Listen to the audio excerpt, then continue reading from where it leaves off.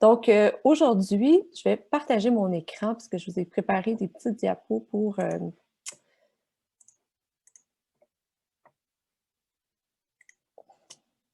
voilà. Donc, vous voyez, bien mon écran, j'imagine? Faites-moi un petit signe de tête, que oui, ouais. Excellent.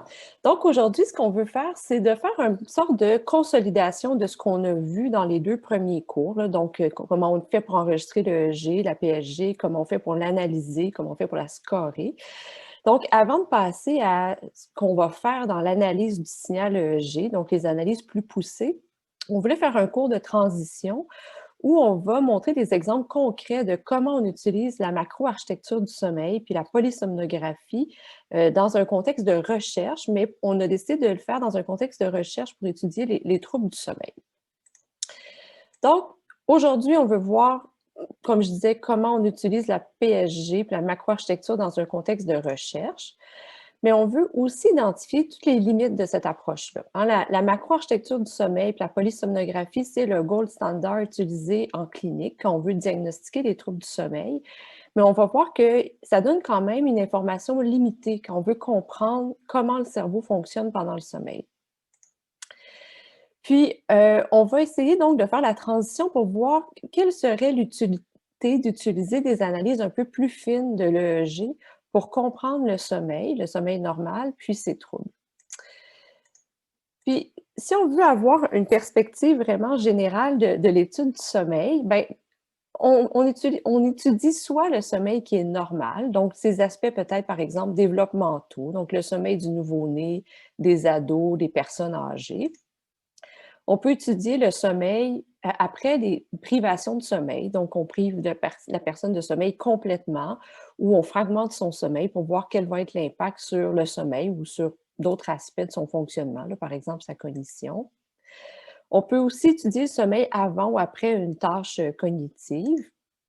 Puis, on peut étudier le fonctionnement du cerveau pendant le sommeil. Donc, peut-être que vous faites déjà des études qui pourraient être regroupées dans une de ces catégories-là. Aujourd'hui, c'est pas ce qu'on va voir. On va regarder plutôt le sommeil pathologique. Donc, on va viser, c'est dans les études qu'on va regarder aujourd'hui, on va viser à caractériser les troubles du sommeil, donc la macroarchitecture qu'on voit dans la polysomnographie, puis d'autres éléments plus fins. Mais il faut savoir qu'il y a aussi tout un pan de la littérature en sommeil qui s'intéresse au fait aux maladies, puis comment ces maladies-là vont venir affecter le sommeil. Quand on parle, ou je dis maladie, mais ça peut être aussi un contexte, par exemple la pandémie, comment la pandémie affecte le sommeil.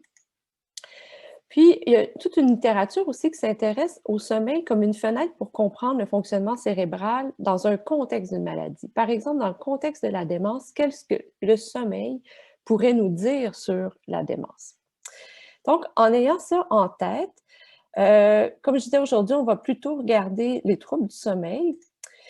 Puis, les troubles du sommeil, pour ceux qui ne sont pas dans le domaine plus médical ou des troubles du sommeil, il faut savoir que ces troubles-là sont répertoriés, classifiés dans l'International Classification of Sleep Disorders, la 3e édition. Et ces troubles-là, bon, comportent tout ce qui est insomnie, troubles respiratoires, comme on a pu le voir là, pendant le sommeil, les hypersomnolences centrales, comme on va le voir aujourd'hui, les troubles du rythme de 24 heures, les parasomnies. Aujourd'hui, on va s'intéresser entre autres au somnambulisme et aux troubles comportementaux en sommeil paradoxal et les troubles du mouvement. Donc ça, ce sont les grandes catégories qu'on va voir dans cette classification-là. Aujourd'hui, on va s'intéresser à certains troubles du sommeil qui vont montrer des changements dans la polysomnographie. Déjà, on en a vu dans les autres cours, hein, lorsqu'on a par exemple des mouvements périodiques des jambes, donc des troubles du mouvement ou des apnées du sommeil. Mais aujourd'hui, on va regarder d'autres troubles du sommeil donc qu'on n'a pas vus jusqu'à maintenant. Donc, pour atteindre cet objectif-là, j'ai invité 2 autres profs, les profs du jour. Donc, le premier prof du jour, ça va être c'est Jean-François Gagnon qui va venir nous parler du trouble comportemental en sommeil paradoxal. Ensuite, il y a Antonio Zadra qui va venir nous parler de somnambulisme. Puis, je vais terminer avec les hypersomnolences. Donc, on va faire des présentations d'environ 35 minutes chacune, puis on va faire des pauses de 5 minutes entre chaque présentation. Donc, ça devrait nous donner 2 heures. Donc, si le plan vous convient, on va donc passer à la présentation de Jean-François. je ne l'ai pas présenté, Jean-François, j'aurais dû le présenter, là, donc il est chercheur au CEAM, qui est aussi professeur à l'Université du Québec à l'UQAM et professeur donc en psychologie. Il a une expertise sur le trouble comportemental en sommeil paradoxal et la maladie de Parkinson, puis il est neuropsychologue, donc il s'intéresse aussi beaucoup au fonctionnement cognitif dans ces maladies. Donc, je vois qu'il a déjà partagé son écran, fait que il est déjà très rapide. Donc, je Oui, te laisse. désolé, j'essayais de manipuler mes choses. Tu m'entends, Nadia, ça va? C'est parfait. C'est bon. Donc, je peux y aller, ça sera pas long. Ben, merci, Nadia. Bonjour tout le monde. J'espère que vous allez bien. Donc, on va commencer la formation d'aujourd'hui par le trouble comportemental en sommeil paradoxal. Juste préciser quelque chose, je ne suis plus neuropsychologue, plus membre de l'Ordre des psychologues du Québec, donc je ne peux pas porter le titre comme tel. Je fais juste préciser ça ici. Donc, allons-y avec cette intrigante pathologie. Peut-être que pour plusieurs, c'est la première fois que vous en entendez parler. Peut-être que pour d'autres, c'est quelque chose dont vous entendez de plus en plus parler. Donc, c'est le trouble comportemental en sommeil paradoxal. En anglais, c'est le REM Sleep Behavior Disorder. Je vais souvent utiliser l'acronyme RBD pour parler de cette maladie-là.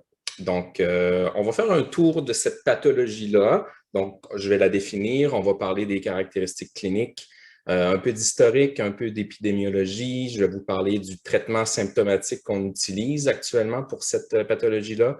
On va parler du diagnostic, de la pathophysiologie, mais ce dont je veux vraiment vous parler, c'est comment cette maladie-là progresse et surtout que cette maladie-là, c'est aujourd'hui considéré comme un stade précoce d'une maladie neurodégénérative. Dans les maladies neurodégénératives, vous avez la maladie d'Alzheimer qui est bien connue, mais vous avez d'autres maladies qui ont des protéines anormales différentes.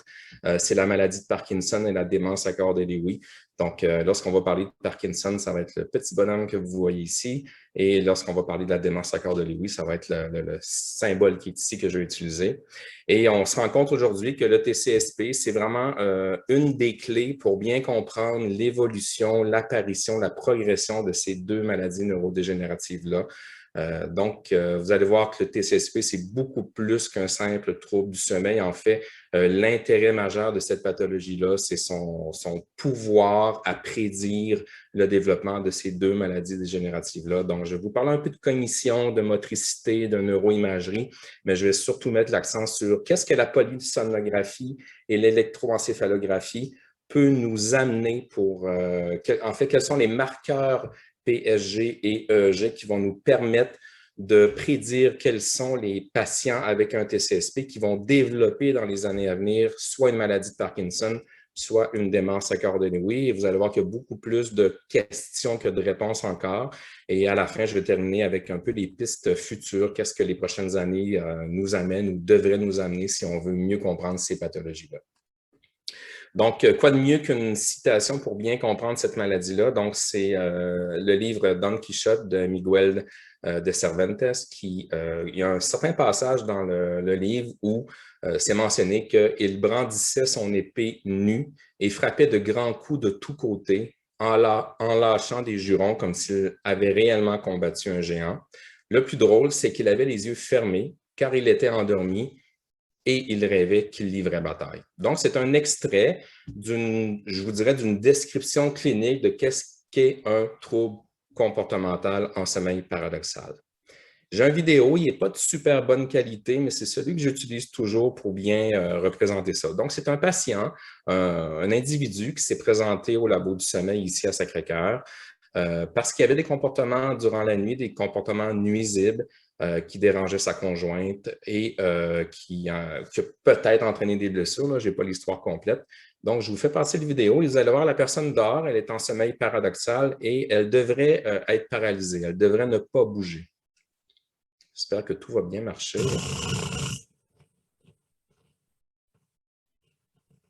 Donc, il commence à bouger tranquillement.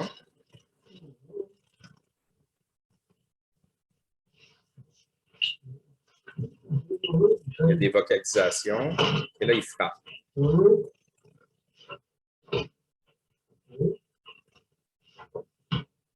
Il frappe beaucoup. C'est assez violent, c'est assez brusque.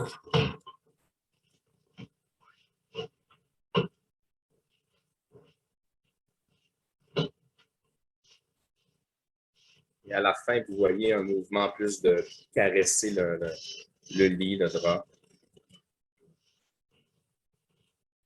Donc, lorsqu'on a réveillé ce monsieur-là, il nous disait qu'il rêvait que sa conjointe était agressée par un voleur et qu'il il défendait sa conjointe, en fait.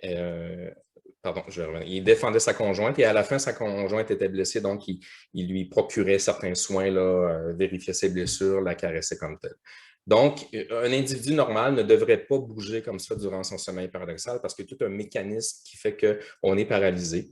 Dans le cas de cette maladie-là, on va le voir un peu plus tard dans la pathophysiologie, bien, les réseaux neuronaux qui sont responsables de cette paralysie-là sont défectueux. Donc, la personne va en quelque sorte pouvoir mimer son rêve. Donc, j'ai 35 minutes, déjà 5 minutes de passé au moins, pour vous parler d'une maladie du sommeil qui était pratiquement inconnue avant 1985. Lorsque moi, j'étais étudiant dans les années fin 90-2000, je faisais des PubMed à tous les jours pour me tenir au courant de cette pathologie-là. Il sortait peut-être 1 ou 2 articles par semaine. Et maintenant, j'ai abdiqué. Je ne vais plus voir ce PubMed parce que les articles sortent. Il y en a plusieurs par jour qui sortent sur cette pathologie-là. Et si vous voulez, si c'est une pathologie qui vous intéresse et vous voulez en savoir un peu plus, bien, il y a un textbook qui a été écrit en 2018, je l'ai ici devant moi, et qui résume bien, là, il y a au-dessus d'une quarantaine, cinquantaine même de chapitres sur cette maladie-là. Donc, on fait le tour de tous les traitements, le diagnostic, l'évolution vers une maladie neurodégénérative. Donc, gênez-vous pas pour le lire. Donc, définition, c'est une parasomnie, comme Nadia vous l'a dit tout à l'heure, qui est caractérisée par des comportements indésirables pendant le sommeil paradoxal. Antonio va vous parler tout à l'heure du somnambulisme. Le somnambulisme a lieu dans d'autres stades de sommeil, le sommeil à ondes lentes. Ici, c'est vraiment une pathologie typique du sommeil paradoxal. Et on va dire que la personne va mimer, va acter le contenu de ses rêves. Ici, vous avez des représentations. Donc, vous avez un homme qui dort, qui bouge, qui semble donner des coups. Et sa conjointe à côté, bien, vous voyez qu'elle n'est pas heureuse. Hein? Elle est comme dérangée par ces comportements-là. Ici, vous avez un homme qui est en train de frapper, donner des coups de poing, et on peut représenter son rêve comme étant un rêve de boxe. Donc, oui, il semble y avoir, là, on ne peut pas le prouver à 100%, mais il semble y avoir une mise en acte du contenu du rêve. Qu'est-ce qu'on observe comme comportement durant le sommeil paradoxal? Bien, il y a des comportements simples comme parler, crier, avoir des secousses excessives, des comportements qu'on peut retrouver chez quelqu'un qui n'a pas le TCSP, donc chez un individu normal. Ces comportements-là, simples, peuvent survenir parfois et ce n'est pas grave. Qu'est-ce qui est plus grave? C'est lorsqu'ils surviennent de façon répétée et de façon soutenue dans le temps. Et lorsqu'apparaissent des comportements plus complexes comme attraper, pointer, frapper, donner des coups de pied, des gens vont tomber du lit, certains vont courir hors du lit. Contrairement au somnambulisme, ce n'est pas un comportement bien organisé, c'est qu'ils vont, par exemple, ils vont être en train de rêver qu'ils sont joueurs de football et ils vont se lever du lit brusquement et foncer dans le mur. Donc, c'est un cas qui a été rapporté. Et vous voyez ici des représentations, on peut pas les voir, mais c'est vraiment, vous voyez les gens qui frappent l'oreiller, qui se cachent avec, qui sautent en bas du lit. Donc, c'est vraiment des comportements qu'on dit assez brusques, assez violents, bien qu'il y ait également des comportements beaucoup plus, je vous dirais, moins brusques et moins violents, mais on en parle moins de ces comportements-là. Ce qui nous frappe vraiment, c'est lorsqu'un patient a des comportements brusques et violents, ce qui va le porter à vouloir venir consulter. Donc, il y a un billet par rapport à ces comportements-là. Dites-vous que tout type de comportement peut arriver. La fréquence et l'intensité également très variables d'une personne à l'autre. Ça peut changer à l'intérieur de quelques mois, quelques années. L'important, c'est que lorsque la personne vient consulter au labo, c'est qu'elle est vraiment dérangée par ce comportement-là ou qu'il ou elle dérange le partenaire de vie.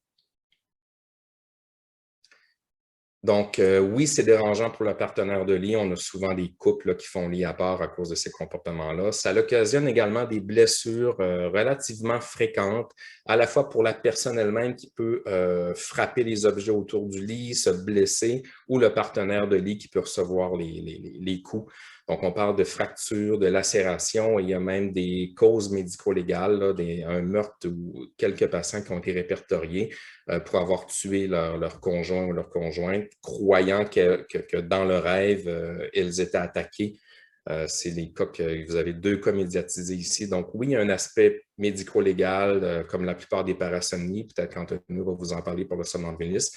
Mais pour le TCSP, il y a quelques cas là, d'un homme qui aurait battu sa femme durant son sommeil et l'autre qui était un peu plus grave, un homme qui aurait étranglé sa femme durant son sommeil, croyant que c'était un voleur, croyant que dans son rêve, la personne l'attaquait lui, mais lui, il a étranglé la personne qui physiquement était à côté de lui, croyant dans son rêve que c'était un individu qui était dangereux pour lui. Il y a également des aspects éthiques, parce que, comme je vous l'ai dit, c'est beaucoup plus qu'un trouble du sommeil. C'est une maladie qui, les patients vont développer presque à coup sûr dans un environ de 5, 10, 15 ans, une maladie dégénérative. Donc, quand la personne vient nous voir au labo du sommeil et elle a ce trouble de sommeil-là, ben, elle est allée sur Internet, elle sait que c'est un stade précoce d'une maladie dégénérative. Donc, il y a tout un aspect éthique, un aspect de prise en charge de la personne et de sa famille, considérant que le futur peut être impacté.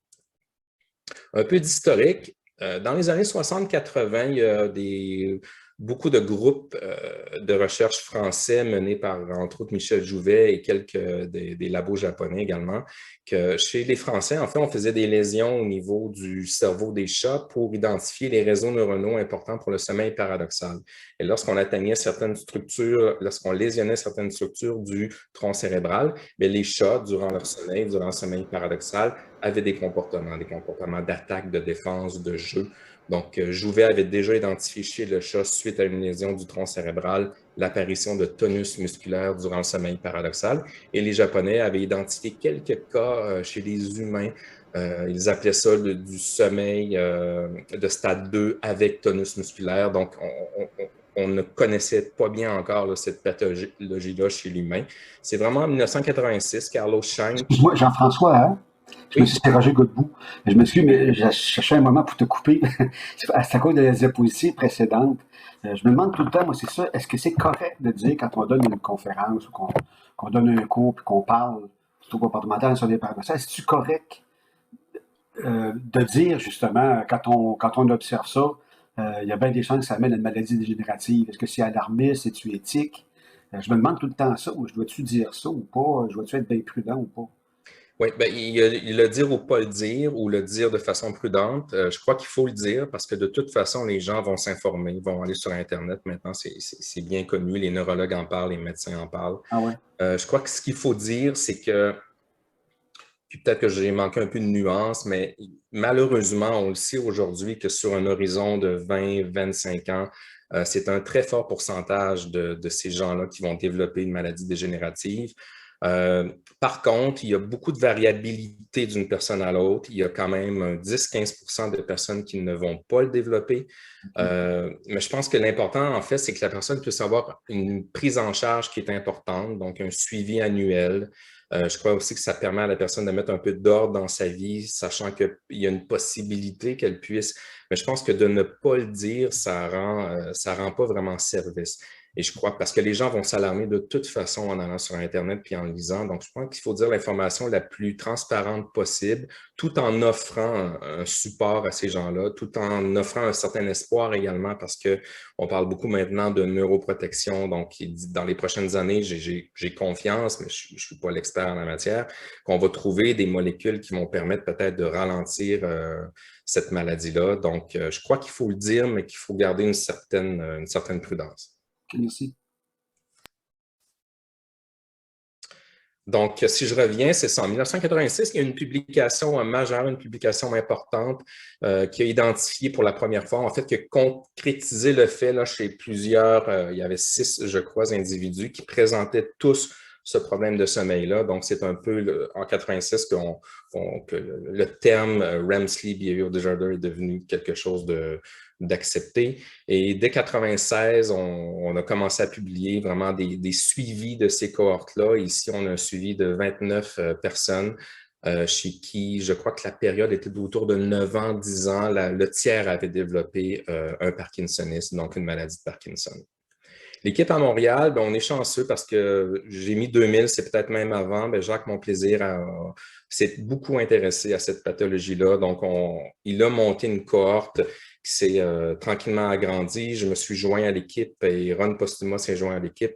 Donc, depuis les années 2000, on est subventionné, on suit une cohorte d'environ, je crois qu'on est rendu à 300, plus ou moins, là, quelques individus qu'on suit dans le temps pour justement leur offrir des services, bien les prendre en charge, mais également pour mieux comprendre cette maladie-là et l'étudier.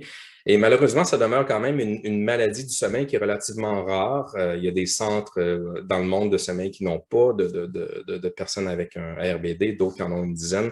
Donc, qu'est-ce qu'il faut faire? C'est se regrouper. Donc, en 2009, il y a eu la création de l'International RBD Study Group, qui regroupe la plupart des centres dans le monde. On se réunit une fois par année pour non seulement pour partager nos connaissances, mais également se réunir pour mettre nos cohortes en commun.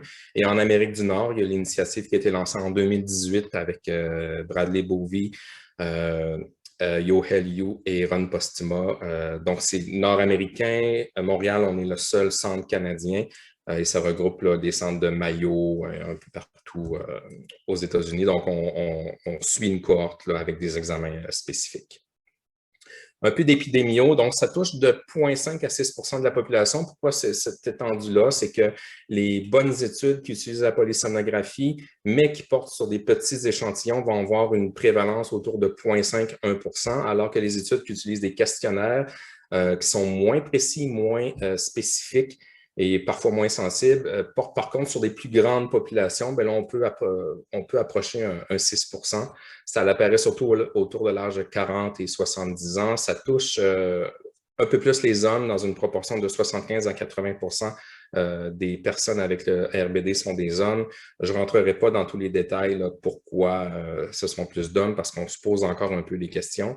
Et c'est très fréquent dans certaines maladies neurodégénératives, bien sûr, la démence Accorder-Lewy et la maladie de Parkinson. Ça touche jusqu'à 75 des gens qui ont la démence Accorder-Lewy. La démence Accorder-Lewy, c'est un type de démence, ce n'est pas la maladie d'Alzheimer, c'est une maladie dans laquelle les gens vont avoir un déclin cognitif important, mais vont présenter également des problèmes moteurs, des problèmes de sommeil, des problèmes de l'humeur également. Et Robin Williams, là, qui est un acteur connu, souffrait de cette maladie-là. Souffrait de dépression grave également. Et ici, vous avez du côté de la maladie de Parkinson, c'est une maladie plus motrice dans laquelle il va se développer avec le temps d'autres symptômes non moteurs. Ça touche le RBD de 30 à 50 des individus avec cette maladie-là. Et une des images que vous pouvez avoir en tête, c'est le pape Jean-Paul II qui était atteint de cette maladie-là. Au niveau des traitements, bien, ce sont des traitements qui sont symptomatiques. On ne guérit pas la maladie, mais on parvient à diminuer les comportements nocturnes. Le traitement de choix, c'est le clonazepam, qui est un benzodiazépine, qui est pas mal efficace pour diminuer les comportements nocturnes. Par contre, c'est un médicament qui est à proscrire pour les gens qui souffrent d'apnée du sommeil, les personnes âgées avec des problèmes d'équilibre, les personnes âgées qui ont des problèmes de cognition également, parce qu'il peut y avoir des effets secondaires, des contre-indications. Les doses sont relativement petites, mais le matin, quand la personne se lève, si elle est à risque de chute, de confusion ou d'apnée, ce qui peut peut-être augmenter les apnées durant le sommeil. On tente d'aller vers une autre molécule qui est la mélatonine. Il manque d'études pour bien montrer que la mélatonine est efficace. Il y en a qui disent que oui, d'autres qui tempèrent un peu cet intérêt-là. Donc, serait efficace, entre autres, pour restaurer l'atonie musculaire. Donc, pas seulement pour diminuer les comportements, mais pour ramener l'atonie musculaire à un niveau relativement normal. Il y a le Mirapex qui a déjà été étudié. Je vous dirais que c'est quand même peu efficace. Ça n'a pas été confirmé nécessairement que le Mirapex, qui est un médicament pour la maladie de Parkinson et pour le syndrome des jambes sans repos, on a montré dans le fond par une étude dans les années 2000 qu'il y avait un certain niveau d'efficacité, mais ça n'a pas été répliqué. Probablement que, en fait, le Mirapex, qui est un agent dopaminergique, va diminuer le sommeil paradoxal, donc entraîner moins de comportements durant la nuit par cet effet-là. Côté diagnostic, Nadia vous parlait tout à l'heure de l'IC-SD, donc première édition, l'édition révisée. Dans la première édition, on a reconnu le TCSP. Dans la deuxième édition, on a parlé du rôle important que devait jouer la polysomnographie. Et dans la troisième édition, qui date de 2014, ce sont les critères qui sont ici. Des critères quand même assez sévères parce que la personne doit venir en labo du sommeil pour qu'on confirme officiellement qu'on tente de confirmer qu'elle a un TCSP. Donc, il faut des épisodes répétés de comportement au cours du sommeil paradoxal. Ces épisodes-là doivent se produire, des épisodes répétés au cours du sommeil qui doivent se produire en sommeil paradoxal, soit par une confirmation en labo du sommeil, soit par une histoire clinique qui associe fortement les rêves à ces comportements-là. Il doit y avoir une perte de l'atonie musculaire en sommeil paradoxal, et ça, c'est avec la polysomnographie qu'on peut le déterminer. Et bien sûr, on doit exclure d'autres causes, donc d'autres problèmes de sommeil comme les apnées, le somnambulisme, les terreurs nocturnes, certains désordres mentaux, l'abus de substances ou certaines médications qui peuvent entraîner la présence de TCSP. Je pense aux antidépresseurs, certains antidépresseurs. Et lorsqu'on fait un sevrage en alcool chez un alcoolique, il peut y avoir apparition de ces comportements-là. Mais vous avez plus de détails là, dans le textbook qui est ici. Au niveau polysomnographie, qu'est-ce qui nous intéresse? C'est vraiment l'activité musculaire. L'activité musculaire, on peut la mesurer surtout au niveau du menton, au niveau des jambes, mais également au niveau des bras. Le standard, c'est vraiment ce qui est au niveau des jambes et au niveau du menton. Donc, si vous avez une époque, je crois que c'est de 20 secondes, c'est des anciens systèmes qu'on utilisait. Maintenant, on utilise 30 secondes. Donc, on voit les yeux, on voit le G, on voit le MG qui est ici. Au niveau des yeux, on voit les mouvements oculaires typiques du sommeil paradoxal. Au niveau de l'EEG, c'est un EEG désynchronisé qui est encore une fois typique du sommeil paradoxal. Et au niveau musculaire, c'est là qu'on voit les changements. En vert, vous avez ce qu'on retrouve habituellement chez une personne qui n'a pas un TCSP. C'est une atonie musculaire, une paralysie, donc une absence de tonus. Et le phénomène qu'on va observer chez les gens qui ont un TCSP, c'est un phénomène qu'on n'observe pas toujours lorsqu'on regarde la page, mais qu'on observe majoritairement dans la page. Parce qu'ici, vous avez quand même un individu qui a un TCSP, mais il est capable d'avoir de l'atonie. Par contre, il va présenter des périodes importantes de tonus musculaire et des périodes d'activité phasique musculaire que vous voyez en orange qui est ici. Donc, c'est ce mélange-là d'activité tonique, phasique et même d'atonie qu'on observe chez quelqu'un qui a le RBD. Un individu normal va présenter parfois des petites poussées d'activité phasique qu'on voit ici, là, qui sont très minimes, mais il n'aura pas ces grands épisodes-là de tonus et cette activité phasique-là importante et de façon répétée. Donc, il y a des critères qui ont été établis pour le MG comme tel. Je ne vais pas rentrer dans les détails parce que chaque labo a sa méthode pour scorer. Dans nos rencontres, ça fait des beaux débats pour savoir quelle méthode on devrait utiliser pour scorer le sommeil paradoxal, quelle méthode on devrait utiliser pour scorer l'activité musculaire, parce qu'on doit déterminer quand même un seuil au-dessus duquel les patients qui ont un RBD vont présenter une activité vraiment anormale. Donc, c'est surtout le menton qui va être utilisé, mais je vous ramène quand même ici. Parfois, le menton peut être parfois le menton peut être tonique, mais au niveau des jambes, on voit que l'activité, elle est atonique. Donc, il faut quand même se servir principalement de l'activité mentonnière, mais on peut également se servir des jambes. Donc, il y a la présence de tonus que vous voyez ici. C'est plus de 50% de la page de l'époque de 30 secondes qui est tonique. On va la scorer comme étant une page tonique. Et si plus de 30% du temps total en sommeil paradoxal est tonique, on va parler vraiment d'une anomalie au niveau du tonus musculaire. Pour ce qui est de l'EMG phasique, c'est un peu la même façon de calculer, c'est par mini-époque de 3 secondes. Et si on a un temps total de sommeil paradoxal au-dessus duquel on retrouve plus de 15% d'activité phasique, c'est une activité qu'on considère comme étant anormale. Ces seuils-là varient là, d'une publication à l'autre, mais je vous dis un peu une moyenne. J'ai perdu un peu le fil de ce qui est utilisé actuellement au laboratoire, mais je crois que c'est une activité, qu'elle soit phasique ou tonique, si elle est supérieure à 30% du temps total passé en sommeil paradoxal, on va considérer que la personne remplit le critère d'activité anormale musculaire au niveau du sommeil paradoxal. Jean-François? Oui. Et Jean-Marc, au niveau cardiaque, il n'y a rien qui change? Est-ce qu'il y a quelque chose qui s'est fait sur le rythme cardiaque? Je ne pourrais pas vous dire en détail, oui, il y a des travaux qui ont été faits au niveau de la variabilité du signal, mais je ne pourrais pas, c'est les publications de Paola Lafranchi qui qui parle de ça, mais c'est très technique, c'est très cardiaque. Je ne pourrais pas vous dire exactement qu'est-ce qui a été observé, mais oui, le rythme cardiaque durant le sommeil, les variabilités, je crois, dans les transitions entre les stades ont été étudiées. Et dans les épisodes de troubles comportementaux, ce que tu nous expliques en ce moment, où l'EMG semble être dominant, le cardiaque, lui, est-ce qu'il porte aussi le signe de trouble de ce qui se passe? C'est une bonne question. Je ne pourrais pas te répondre précisément. Je pourrais te répondre peut-être des faussetés. Donc, ça marche. Merci. Je vais m'abstenir. Donc, ici, c'est une publication qu'on a fait en 2010 dans laquelle on avait 100 patients avec RBD et 100 sujets de contrôle. Et on a regardé l'activité tonique et l'activité phasique. Et ce qui est quand même important de remarquer, c'est que le seuil de 30% de tonique, vous l'avez ici. Donc, la majorité des patients RBD vont avoir une activité vraiment anormale, mais il y a quand même un noyau, je vous dirais près de 10 à 15% des patients qui ont quand même une activité considérée comme normale. Comme chez les contrôles, bien, la majorité vont avoir une activité atonique, mais il y a quand même quelques sujets qui vont présenter du tonus musculaire.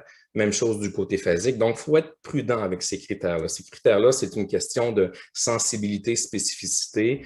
On ne peut pas se fier à 100% sur ces critères-là, mais en fait, c'est un outil de plus qui nous aide à identifier les patients qui peuvent présenter un TCSP. On va également s'intéresser à l'histoire clinique et à tout ce que je vous ai montré tout à l'heure.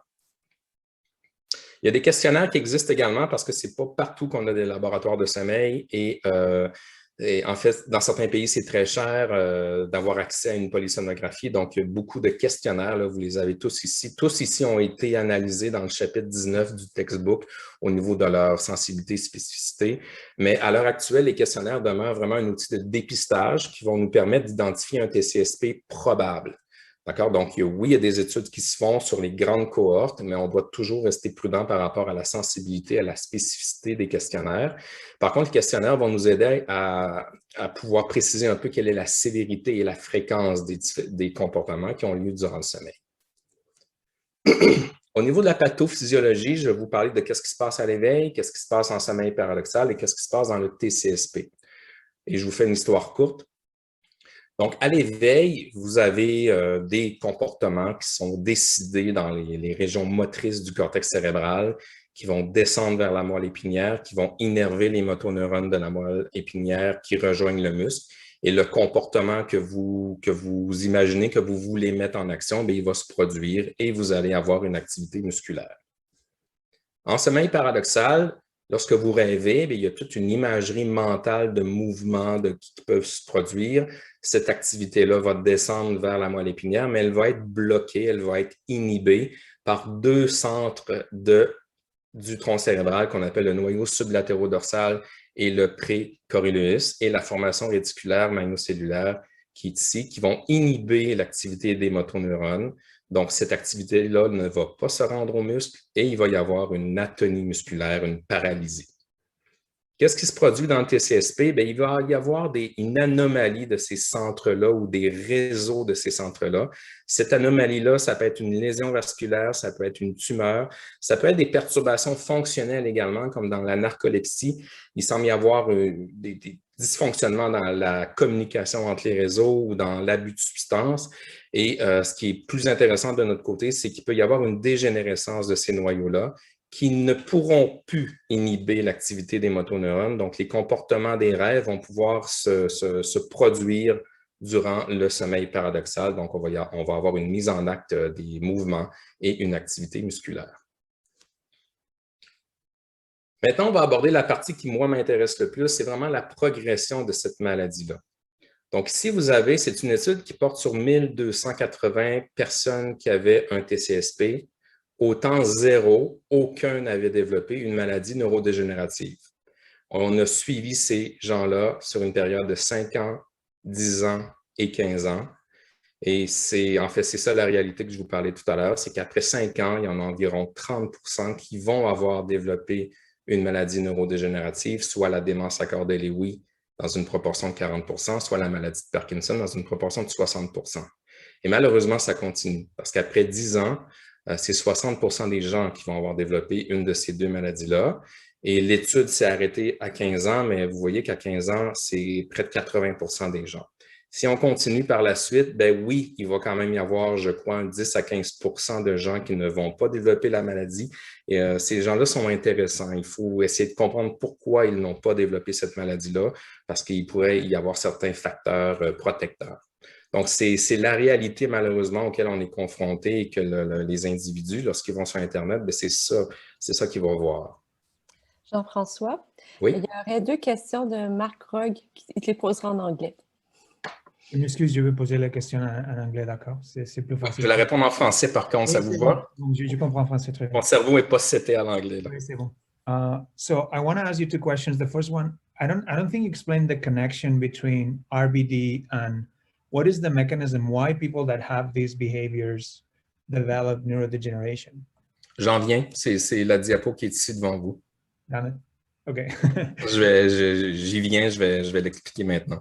Can I ask you the second one? So Yeah. you mentioned that these normally appears between 40 to 60. I was wondering if you have these problems when you are 18 or 20, do you have the same predictive value? I mean, if you have these problems, you also can evolve and have Parkinson's, or it loses the capacity to predict dementia or other problems? C'est une excellente question. Est-ce que les gens qui ont un TCSP très tôt, autour de 18 ans, même peut-être avant, on en a quelques-uns, je vous dirais que ça représente moins de 2% de notre cohorte. Et c'est souvent des gens, c'est un TCSP un peu atypique. Donc, c'est des gens qui vont avoir également probablement du somnambulisme. Donc, c'est comme s'il y avait une composante un peu mélangée de divers parasomnies. Bien sûr, malheureusement, on n'a pas beaucoup de données sur l'évolution de ces gens-là parce que ça fait depuis 1996 que les centres dans le monde suivent ces gens-là.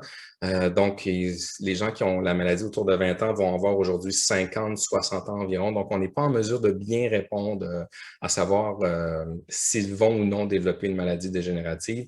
Mais c'est un RBD relativement atypique. C'est bon? Donc ici, ce que vous avez, c'est le modèle de la maladie de Parkinson, le modèle dégénératif, la perte neuronale qui se produit dans la maladie de Parkinson et la démence à corps de Lewy. Et ça se fait par stade. Donc, c'est une progression, c'est une évolution. La maladie commencerait dans les régions de la moelle épinière et du tronc qui sont ici en 1 et au niveau du bulbe olfactif qui est ici. Et la neurodégénérescence progresserait dans le tronc cérébral, atteindrait ici la substance noire, donc la perte des neurones dopaminergiques qui provoquent les symptômes moteurs de la maladie de Parkinson. Et par la suite, ça atteindrait le cortex qui est ici. Donc, tout à l'heure, je vous ai présenté les 2 structures qui sont importantes pour le TCSP. Donc, très tôt dans l'apparition de la maladie de Parkinson, donc avant même que les symptômes moteurs apparaissent, on voit une dégénérescence de ces noyaux-là. Donc, le TCSP prédit la maladie de Parkinson et la démence à corps de Lewy parce que les neurones atteints le sont avant les neurones de la substance noire pour la motricité et du cortex pour la cognition. Donc, c'est pour cette raison-là que c'est un des premiers symptômes qui apparaît avant même l'apparition de la maladie de Parkinson. Donc, on peut dire que la maladie, elle est déjà en train de débuter, mais qu'on n'a pas les symptômes cliniques qui nous permettent de parler de maladie de Parkinson ou de démence à corps de Lewy. Et lorsqu'on suit, en fait, on s'intéresse depuis plusieurs années à identifier des marqueurs, des prédicteurs qui vont nous permettre d'identifier les individus qui sont le plus à risque de développer une maladie dégénérative. On s'est intéressé à la cognition et qu'est-ce qu'on se rend compte avec la cognition, c'est que dès que les gens viennent au laboratoire pour la première fois, il y en a près du tiers qui vont présenter un déclin cognitif qui n'est pas assez sévère pour qu'on puisse parler de démence, mais qu'on peut parler de troubles cognitifs légers. Et lorsqu'on suit ces gens-là sur une période de 5, 10, 15 ans, ils vont, dans la majorité, développer une démence à corps de Lewy et quelques-uns vont développer une maladie de Parkinson avec troubles cognitifs. On s'est également intéressé à la motricité. Donc, on fait passer plusieurs tests moteurs dès que les gens viennent au laboratoire pour la première fois. Et qu'est-ce qu'on se rend compte? C'est que près du tiers vont avoir des anomalies de la motricité pour qu'on puisse parler d'un trouble moteur léger. Donc, ce n'est pas tout à fait un parkinsonisme, ce n'est pas sévère assez pour qu'on parle de parkinsonisme, mais il y a quand même des anomalies motrices et ça va souvent évoluer vers une maladie de Parkinson ou une démence à corps de Lewy.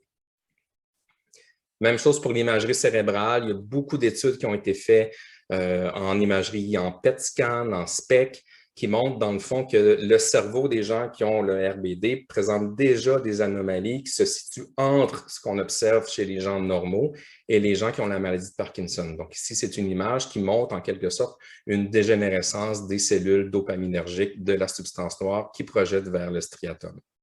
Il y a le débit sanguin également serait anormal. On observe des régions d'hyperperfusion et des régions d'hypoperfusion. Et il y a certaines signatures d'hypo et d'hyperperfusion qui nous permettent de prédire quels sont les individus qui vont développer une maladie dégénérative. Par contre, on n'est pas tout à fait en mesure de pouvoir dire quel type de maladie neurodégénérative ils vont développer.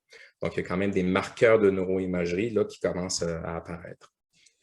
L'imagerie anatomique également, donc beaucoup d'études qui ont porté sur l'épaisseur du cortex cérébral, des études qui ont montré également des contractions au niveau des noyaux sous-corticaux, des hyperintensités dans la matière et des hyperintensités au niveau de la substance noire, où lorsqu'on regarde le volume du cerveau, on est en mesure de démontrer des régions d'atrophie et des régions d'hypertrophie également. Donc, toutes ces études de neuroanatomie-là, d'imagerie, permettent de prédire. Il y a certains marqueurs qui ont été identifiés qui permettent de prédire les individus qui vont développer une maladie dégénérative, mais encore là, il manque d'études qui vont nous permettre de déterminer quel sous-type de maladie neurodégénérative ils vont développer. Donc, Julien, ce qui est un peu le but de la conférence ici, c'est de vous parler, est-ce qu'il y a des marqueurs au niveau de la polysomnographie, est-ce qu'il y a des marqueurs au niveau de l'EEG?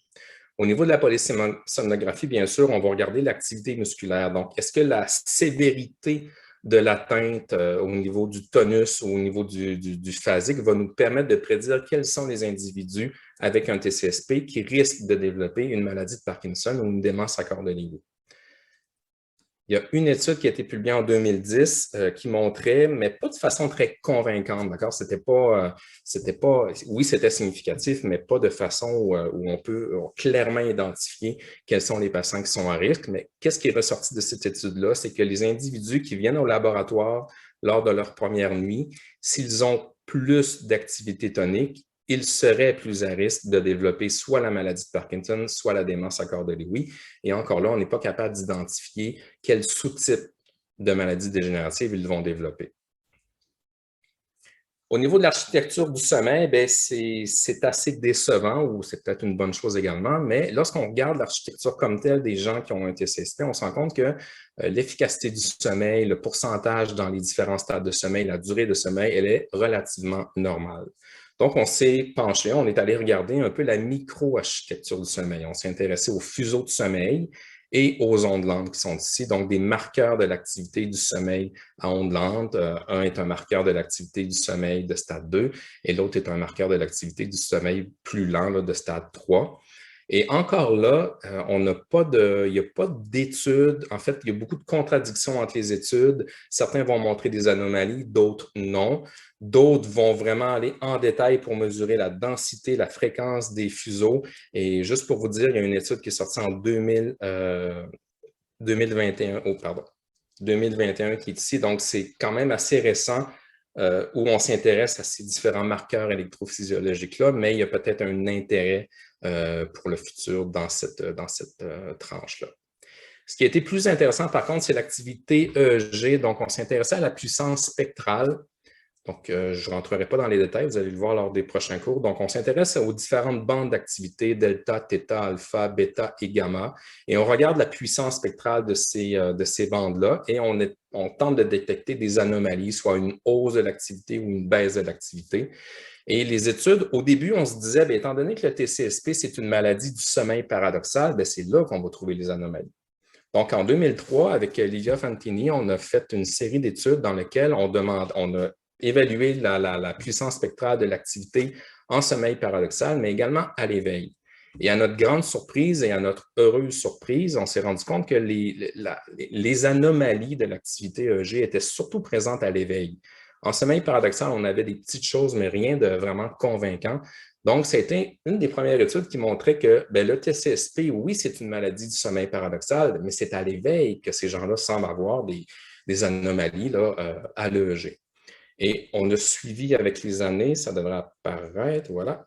Et en 2016, on a publié un papier dans lequel on s'intéressait à lorsqu'on prend les gens au temps de base et qu'on mesure leur activité EEG, est-ce qu'on peut prédire qui va développer une maladie neurodégénérative? Donc, on s'est rendu compte que lorsqu'on faisait le ratio des activités lentes sur les activités rapides, on observait des anomalies, donc un ralentissement cérébral, un peu dans les régions antérieures, mais surtout dans les régions postérieures, qui permettaient de distinguer les patients TCSP qui ont développé une maladie dégénérative de ceux qui n'en ont pas développé.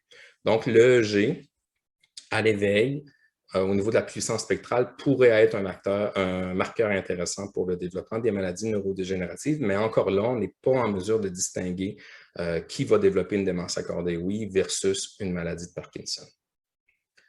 Donc, en résumé, et après, je vais vous parler des études futures. Ce que je veux que vous reteniez comme message ici, c'est que le TCSP, c'est bien plus qu'une simple parasomnie, comme on croyait que c'était le cas avant les années 90.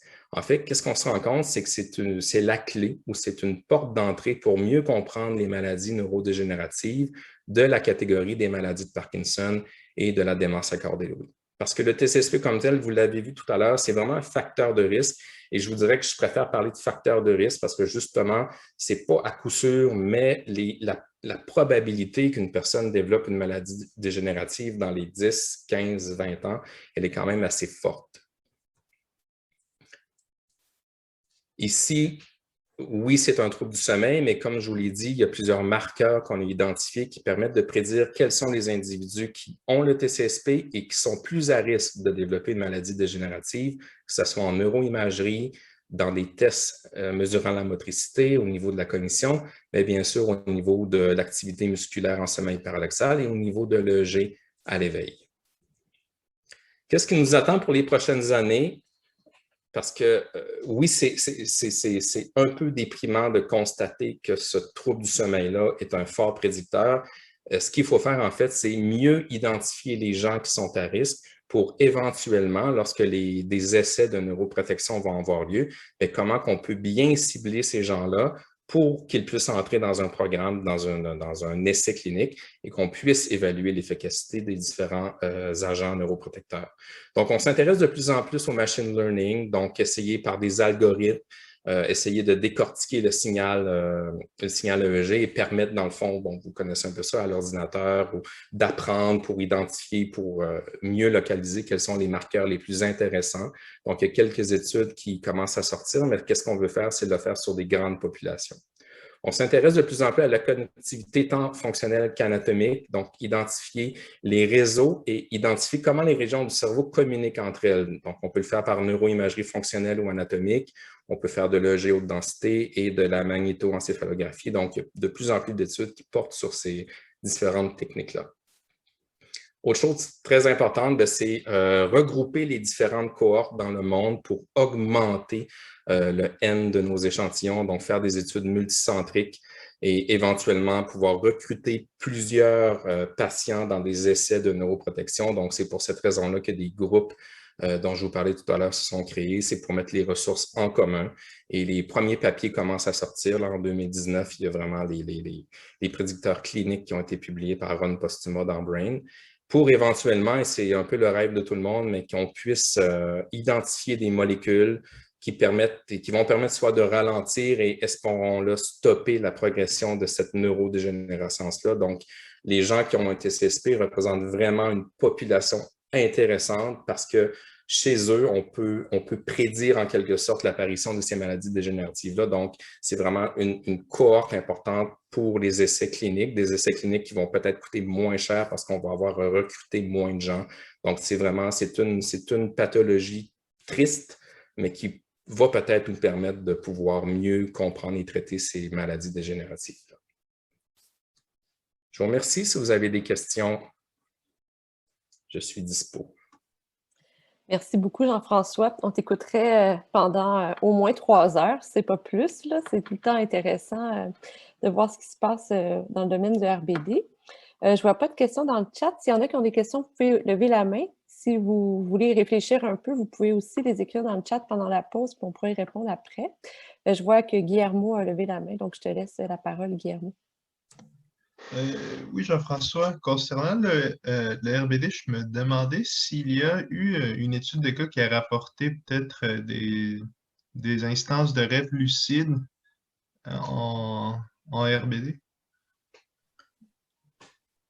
Bonne question. C'est Tori Nelson qui pourrait répondre le mieux à ça. Donc, est-ce que la personne peut prendre un peu le contrôle de son rêve ou peut être consciente qu'elle rêve tout en... je crois que la question sous-entend qu'elle puisse peut-être maîtriser ses comportements en étant lucide par rapport à son rêve. Je n'en connais pas. D'accord. Ce qui est intéressant, peut-être en lien avec cette question-là, c'est que ces patients-là ont l'impression qu'ils ont des rêves un petit peu plus agressifs là, que des personnes qui n'ont pas de RBD. Donc, je ne sais pas à quel point ils pourraient prendre justement le contrôle de leurs rêves pour réduire le niveau d'agressivité dans leurs rêves, puis réduire leur comportement. C'est une excellente question. Je suis un peu sceptique pour deux raisons.